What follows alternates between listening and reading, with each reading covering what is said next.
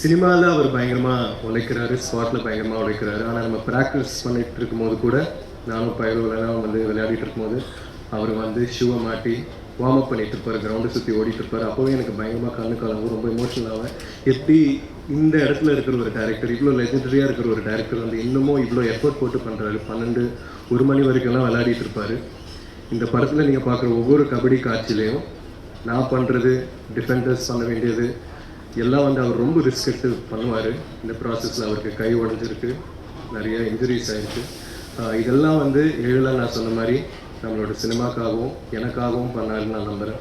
So அவருக்கு எவ்வளோ நன்றி சொன்னாலும் பத்தாது sir. Thank you so much sir, என் சார்பாக, என் ஃபேமிலி சார்பாக.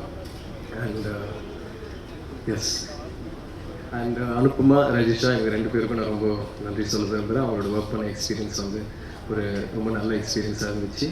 And ADs, camera assistants, art department எல்லாருக்கும் ரொம்ப நன்றி. ஒருவேளை இதுக்கப்புறமும் ஒரு ஈவெண்ட் நம்ம நடத்தணும்னா நான் லிஸ்ட் எடுத்துகிட்டு வந்து எல்லாருக்கும் நான் கண்டிப்பாக தேங்க்ஸ் சொல்வேன் இன்னும் டீட்டெயிலாக. Thank you so much.